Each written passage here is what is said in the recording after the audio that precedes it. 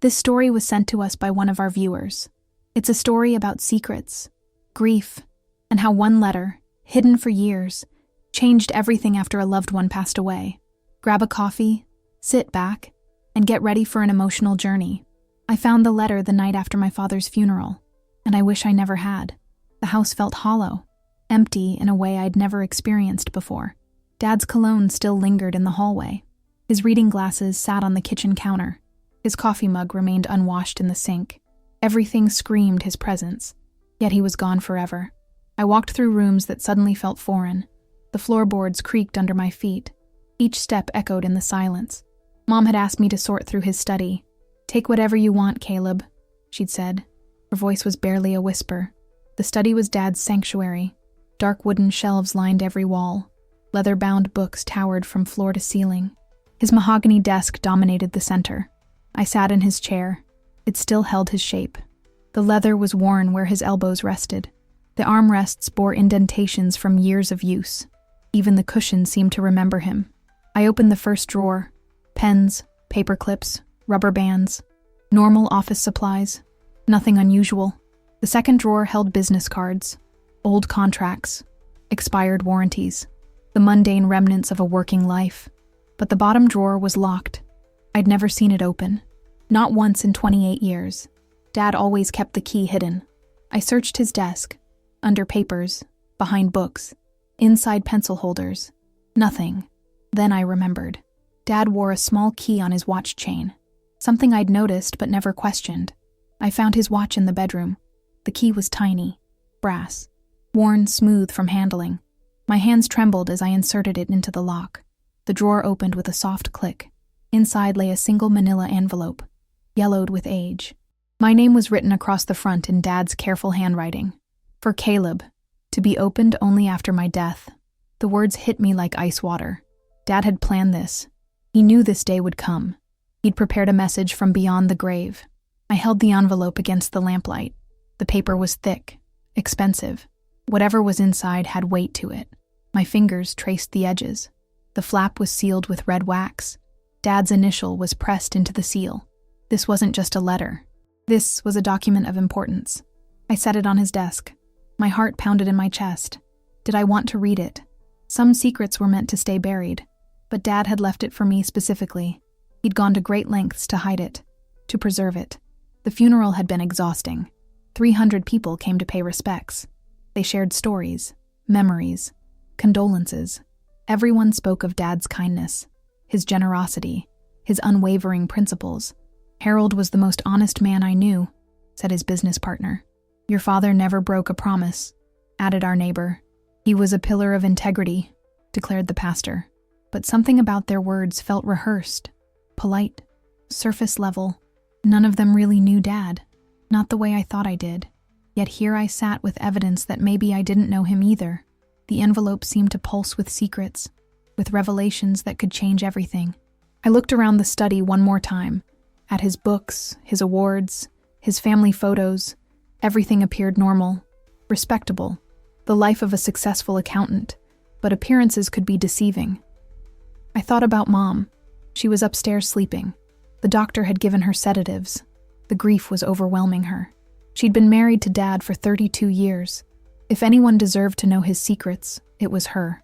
But Dad had addressed the envelope to me, not her, not both of us, just me. That had to mean something. I picked up the envelope again. The weight felt heavier now, like it contained more than paper and ink. It contained truth, and truth had consequences. The grandfather clock in the corner chimed midnight. The sound startled me. I'd been sitting here for an hour, holding this envelope, wrestling with indecision. But Dad was gone.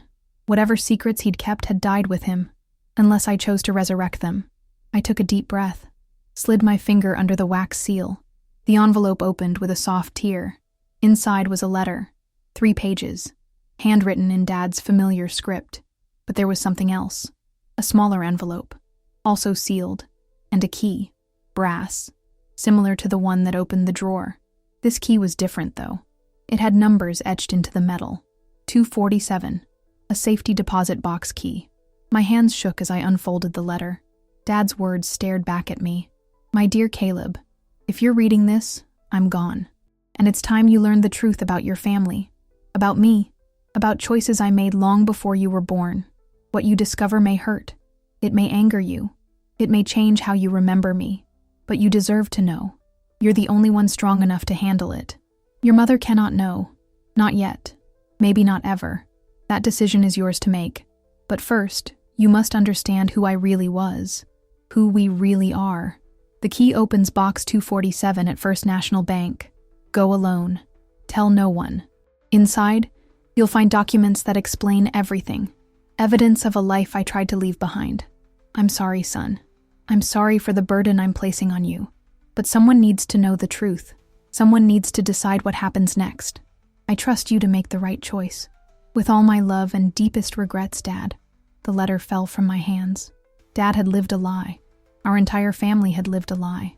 And now that burden was mine to carry. I stared at the letter until the words blurred together. Dad had secrets. Big enough to hide in a safety deposit box. Important enough to confess from the grave. But which dad was real? The man who taught me to ride a bike? Who attended every baseball game? Who helped with homework until midnight? Or the stranger who spoke of hidden lives and dangerous truths? I folded the letter carefully, placed it back in the envelope with the key. Tomorrow, I would go to the bank. Tonight, I needed to remember who Dad was to me. Growing up, Dad was my hero. Every morning at 6 sharp, he'd emerge from the bedroom, freshly shaved, suit pressed, briefcase in hand. "Morning, champ," he'd say, ruffling my hair. He'd kiss Mom goodbye, grab his coffee, head off to build our future. Harold Brennan, CPA, reliable, respectable, boring. That's how I saw him as a teenager, when rebellion felt more important than respect. "Dad doesn't understand," I'd complain to Mom. "He's never done anything exciting." How wrong I was. Dad worked 60 hours a week, never missed a mortgage payment, never forgot an anniversary. He coached Little League on weekends, fixed neighbors' taxes for free, donated anonymously to charity. The perfect father, the ideal husband, the model citizen. But perfection had always made me uncomfortable. Dad never lost his temper, never made mistakes, never showed weakness. Even when Grandpa died, Dad remained composed, strong for everyone else. "Men don't cry in public," he told me at the funeral. "We grieve privately." I was 12 then. I needed to see his pain, to know he was human. Instead, I got a lesson in emotional control. Dad's study had always been off limits. "This is where Daddy works," Mom would say. "Don't disturb him." I'd peek through the crack in the door, watch him hunched over ledgers, calculator clicking, pencil scratching. Numbers were his language. Logic was his religion. But sometimes, late at night, I'd hear him on the phone, speaking quietly, urgently. When I asked Mom about it, she'd shrug. "Business calls?" she'd explain. "Business at 11 p.m.? From our house?" It never made sense. But I never pushed for answers. Dad had trained us not to ask questions. High school brought typical father-son tensions. I wanted to play guitar. Dad insisted on piano lessons. I wanted to study art. Dad pushed accounting. I wanted to travel after graduation. Dad demanded college immediately. "Security first," was his motto. Dreams are luxuries we can't afford. But we weren't poor. Dad made good money. We lived comfortably. Why was security such an obsession? Now I wondered if fear had motivated him. Fear of losing what he'd built, or fear of losing what he'd run from. College created distance between us. I studied journalism. Dad had wanted business. Our conversations became strained. "Writing doesn't pay the bills," he'd say during my visits home. "Money isn't everything," I'd counter. Easy to say when someone else is paying your tuition. He was right, of course. Dad funded my education, my apartment, my car. He gave me freedom to chase dreams, while sacrificing his own security to do it. I graduated with honors, got a job at the local newspaper, moved into a small apartment downtown. Dad seemed proud, but also worried.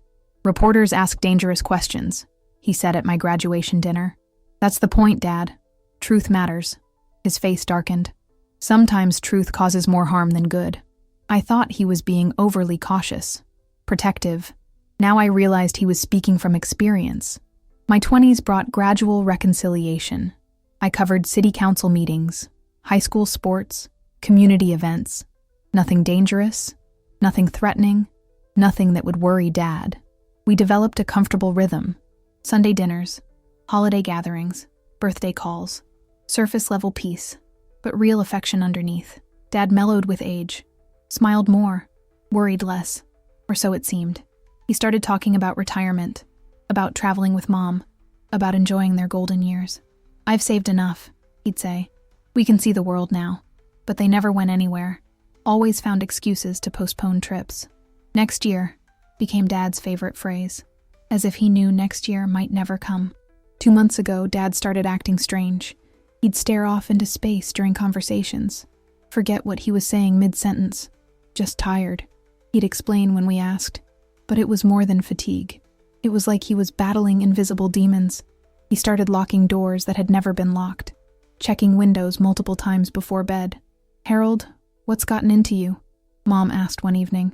"Just being careful," he replied, but his eyes darted around the room, like he was expecting unwelcome visitors. The heart attack came without warning. Dad collapsed at his desk. Mom found him 20 minutes later. The paramedics worked on him for an hour, but it was too late. The doctor said it was massive, instant. He didn't suffer. At the hospital, Mom fell apart. I had to make the arrangements, call the relatives, plan the funeral. Dad would have been proud of how I handled everything. Organized, efficient, emotionally controlled, just like he'd taught me. But now, sitting in his study with his final letter, I realized how little I'd actually known him. The Dad I remembered was a carefully constructed facade. The real Harold Brennan was hidden behind locked drawers and safety deposit boxes, behind secrets that someone needed to uncover. Tomorrow, I would learn who my father really was. Tonight, I would mourn the man I thought I knew. The morning of Dad's heart attack started like any other. Mom made coffee at 6:30. Dad emerged from the shower at 6:45. He kissed her cheek, grabbed his briefcase, said goodbye like always. "See you tonight, Harold. Love you too, Margaret." Those were their last words to each other. By 4 p.m., Dad was gone. Mom's scream still haunts me. I was at work when she called. Her voice was barely recognizable. "Caleb, come home. Your father." She couldn't finish the sentence. Didn't need to. The drive to the house took forever. Traffic moved like molasses. Every red light felt personal. I found Mom in the kitchen. Paramedics surrounded Dad's body. He lay on the floor beside his overturned chair. Papers scattered everywhere. His face was peaceful, almost relieved. "I'm sorry," the lead paramedic said. "We did everything possible." Everything possible wasn't enough. Mom collapsed into my arms. Her sobs shook both our bodies. "He was just working," she whispered, "just sitting at his desk like always." The next 3 days blurred together. Funeral arrangements, insurance calls, obituary writing. Everyone wanted details. When was the service? Where were flowers sent? What did the family need? I handled it all. Mom couldn't function. She sat in Dad's chair for hours, staring at nothing, saying nothing. The house filled with casseroles, sympathy cards, well-meaning visitors. But nothing touched the emptiness. Dad's absence was physical, like missing a limb. His morning routine ended. His evening news watching stopped. His weekend projects remained unfinished. The silence was deafening. Mom refused to change anything in his study. His coffee mug stayed on the counter. His jacket hung by the door. "Don't move his things," she begged. "Not yet." I understood. Change meant acceptance. Acceptance meant he was really gone. The funeral was held at St. Mary's Catholic Church. 300 people came. The church overflowed into the parking lot. Dad would have been shocked by the turnout.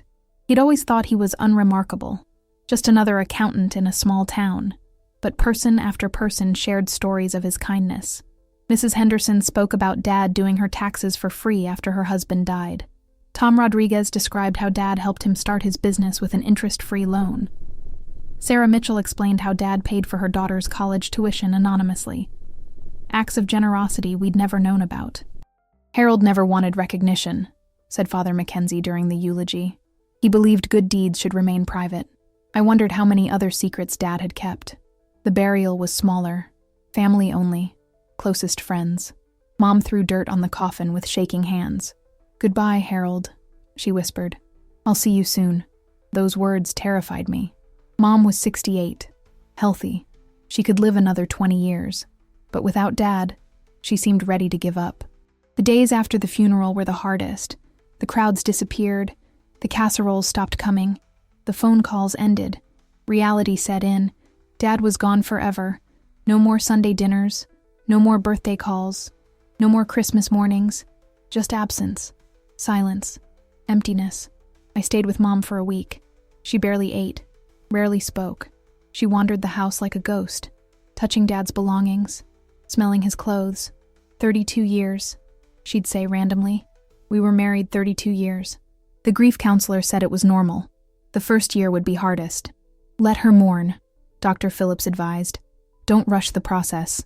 But watching Mom waste away was killing me. She'd been Dad's whole world. He'd been hers. Now half of her was buried in Riverside Cemetery. 2 weeks after the funeral, I returned to work. The newspaper had been patient, but bills needed paying. Concentrating was impossible. Every article seemed trivial. Every deadline felt meaningless. How do you care about city council meetings when your father is dead? My editor, Janet, was understanding. Take all the time you need, she said. Grief doesn't follow schedules, but staying busy helped. Distraction was medicine. At home, Mom began sorting Dad's belongings. His clothes went to charity, his books to the library, his tools to neighbors. But she couldn't touch his study. That's his private space, she said. I never went in there without permission.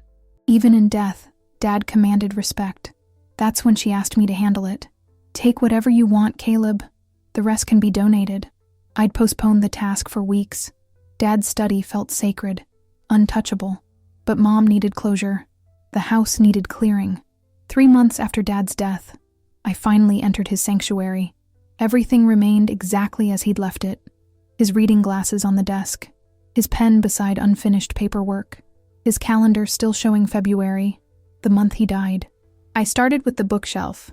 Dad collected everything: fiction, history, finance textbooks. But one section caught my attention: books about witness protection, identity changing, starting over.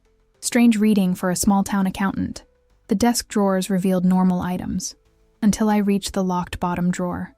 That's when everything changed. The hidden envelope, the mysterious letter, the safety deposit box key, evidence that Dad had lived a double life. Now, at midnight on the night after I found his letter, I realized the truth. Dad hadn't died of natural causes. He'd died of stress, fear, the weight of carrying secrets for decades. Whatever he'd hidden in that safety deposit box had been killing him slowly. The heart attack was just the final symptom. Tomorrow, I would discover what had destroyed my father from the inside.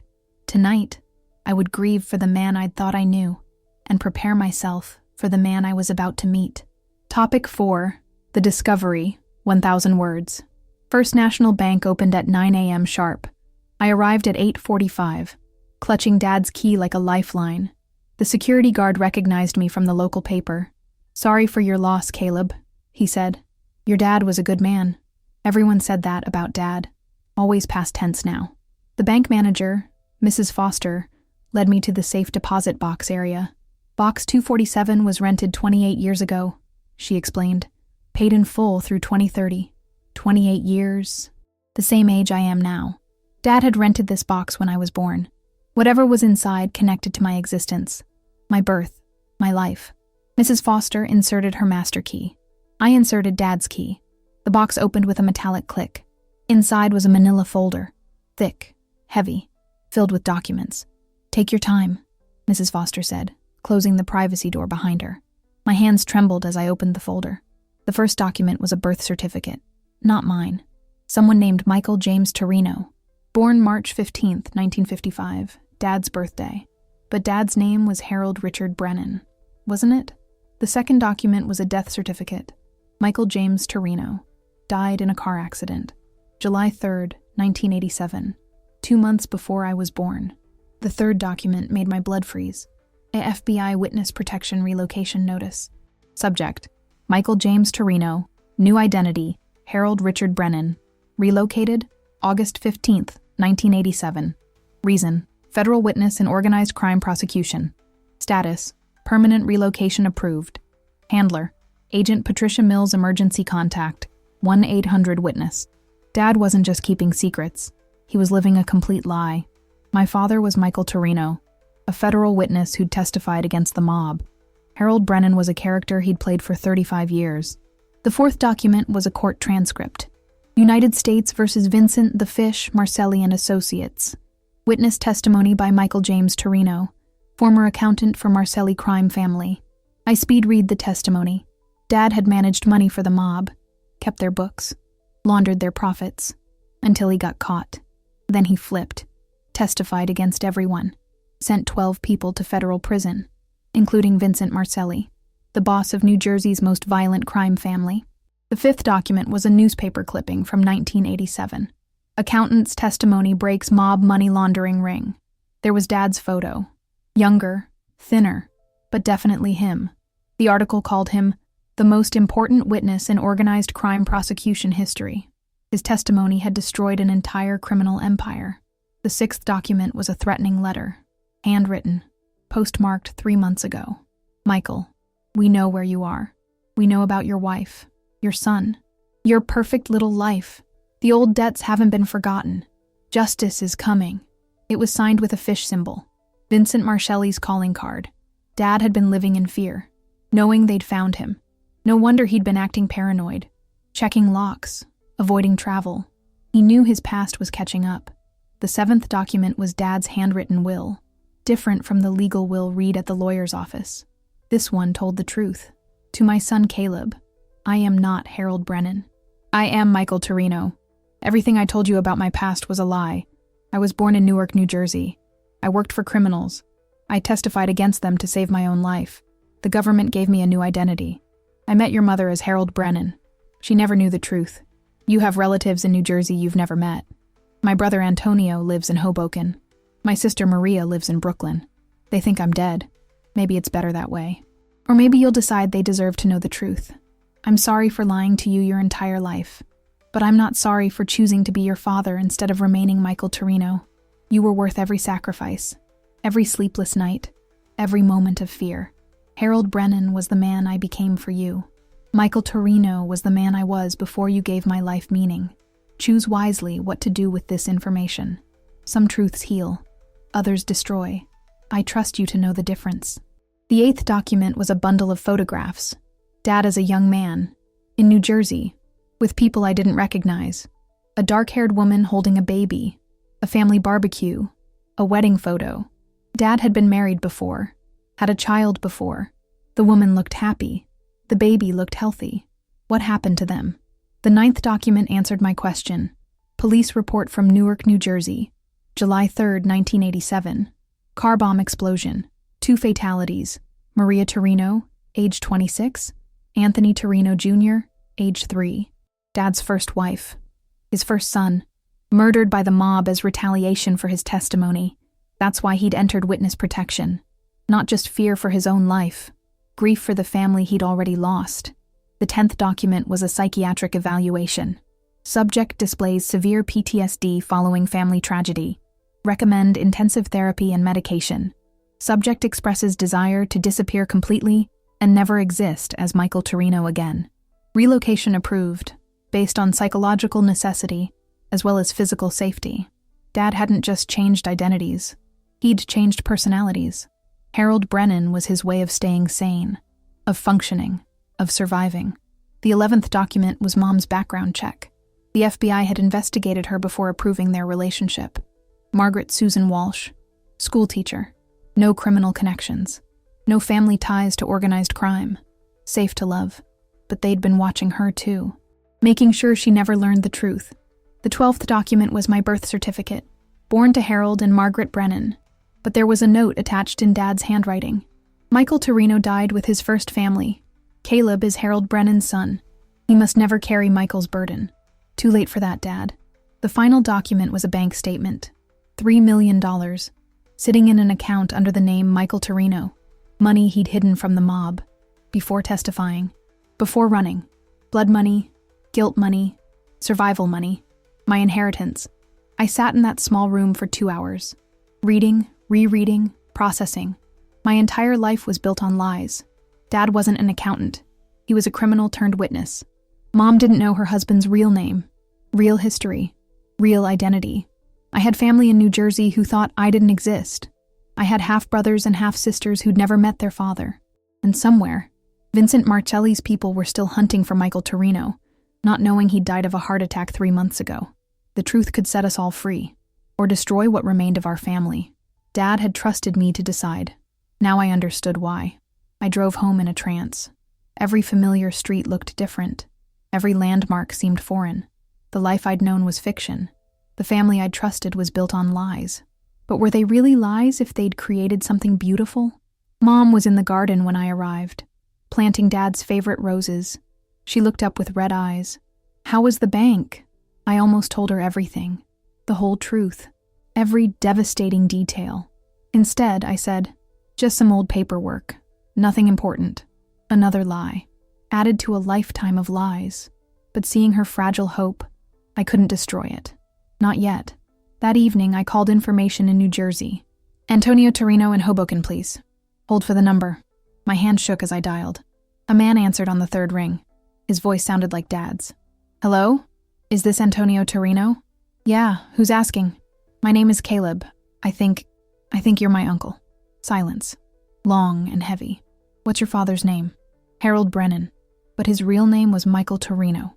I heard the phone drop. Muffled voices. A woman crying. Antonio came back on the line. Michael? He died 3 months ago.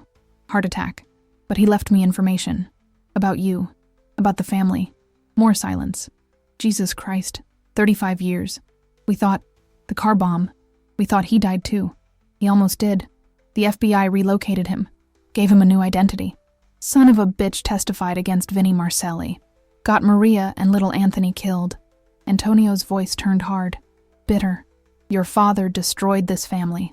Cost us everything. He was trying to do the right thing. The right thing? He should have kept his mouth shut.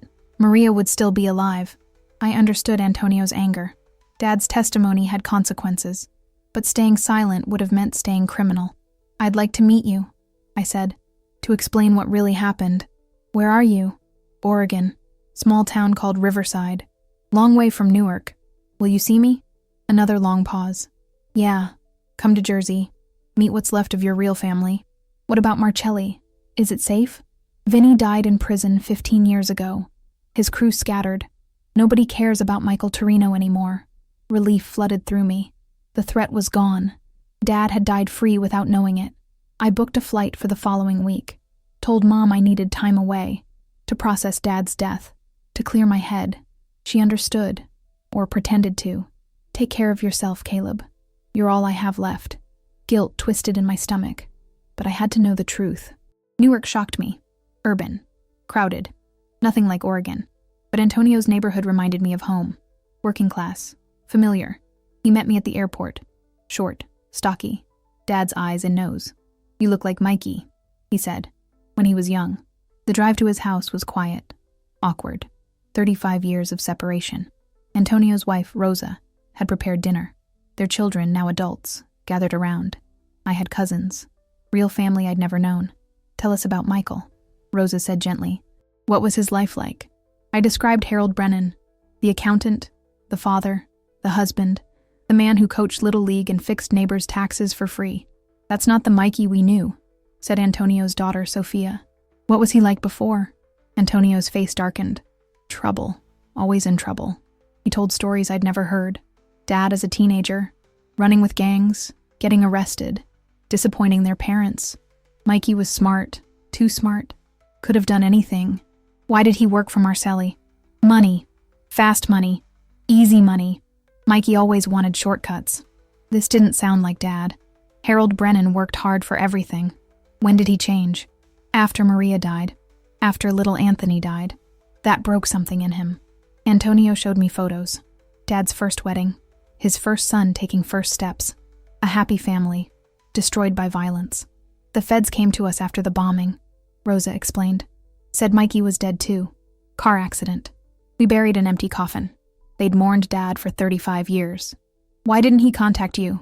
After it was safe? Antonio's jaw tightened. Guilt. Shame. Fear we'd never forgive him. Would you have?